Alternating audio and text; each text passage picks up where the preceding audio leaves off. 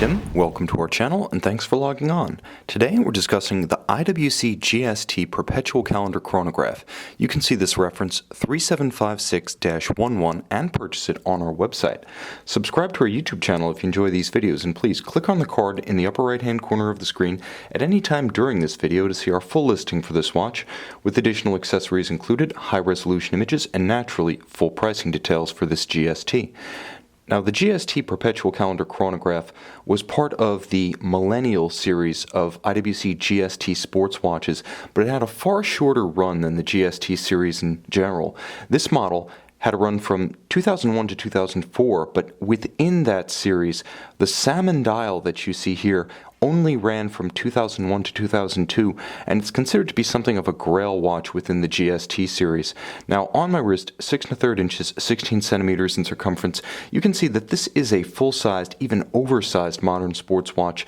The measurement across the round of the case, that is from 3 o'clock to 9 o'clock, is 43 millimeters, but that's not inclusive of the crown or the chronograph pushers. Now, in terms of thickness, it's pretty sizable, 16.5 millimeters thick. You can see there's a little bit of outward cantilever of the bezel, so it's not the easiest watch to wear with tight sleeves, but it is a sporty timepiece that will pair well aesthetically with a blazer or sport coat. Now, from lug to lug, there are two ways of measuring the watch. 49 millimeters from true lug to lug, but if you measure the outermost rigid portion of the bracelet, that is the link abutting the lugs that cannot fold down, you actually get a measurement of 53.5 millimeters, which is far more substantial. So this watch wears well on a big wrist.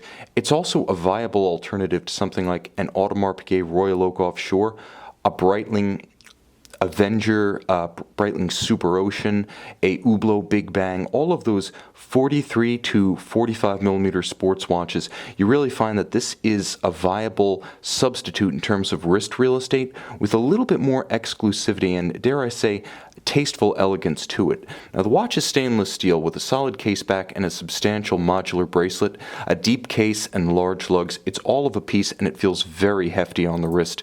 Now, in terms of the bracelet, IWC really went above and beyond with the GST bracelet in the late 90s, introducing a number of features that remain in the catalog to this day. Starting with the modularity system, you can see that there are dimples down the center links of the bracelet, and then there are bars retaining the bracelet on each individual link, such that every single link of this bracelet can be removed for exceptionally precise sizing, or, should you wish, in-depth cleaning.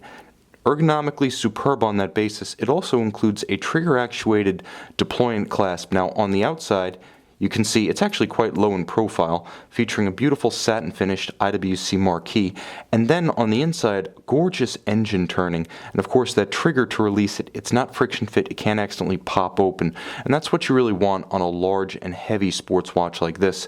Now, there is interesting differentiation of finish on the bracelet and on the case, alternately polished and satin brushed. It makes for a handsome aesthetic that makes the watch a little bit less monolithic than it would otherwise have been. Now, the dial is exquisite and it's the undoubted centerpiece of the watch. First, it has tremendous depth to it, stepping down from the seconds track outboard to the minutes track between the applied and polished hour indices to the base of the dial and the individual sub-registers. There is a lot of change of plane going in from the outside as you work toward the cannon pinion at center. Now, there's another refinement that's worth shouting out that you can see to fairly good effect in my light box, and that's the Aventurine moon phase disc. Incredibly handsome. This goldstone effect looks just like enamel with gold melted into it, and in fact that's not too far removed from what it actually is. Now, the Perpetual Calendar system is an interesting one, and it is an IWC original designed by Kurt Claus in the mid-1980s. All of the displays of the calendar system are completely coordinated such that you simply set the day and the date for the month and year that you're in, and all of the indications, including the moon phase, are pre-programmed to move in proper coordinated order. So you can never create a day, date, month, and moon phase combo that doesn't actually exist. Now, don't advance it past the current day, because with a year indicator, you can't simply advance around the calendar to move past. But what I will do is I'll show you how you can advance everything simply by using the crown in the fashion of a conventional quick-set date. Now, watch carefully, because as I turn, you'll note the date jumps, the day changes, and the month advances. Just like that, everything moves in sync. Inside is IWC's caliber 79261 automatic.